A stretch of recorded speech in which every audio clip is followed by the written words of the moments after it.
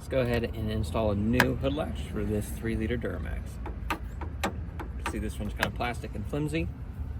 So you need a T15 Torx bit. You have to remove these 2 bolts.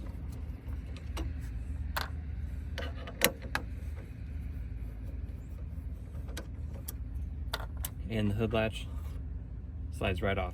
You can see plastic, kind of crappy. And I've got the DmaxStore Billet aluminum one, all made right here in the USA, DmaxStore.com, and our logo, and made out of aluminum, so just a much nicer quality unit. Slide it right on there, just like the stock one. Reinstall it with your factory T15 hardware.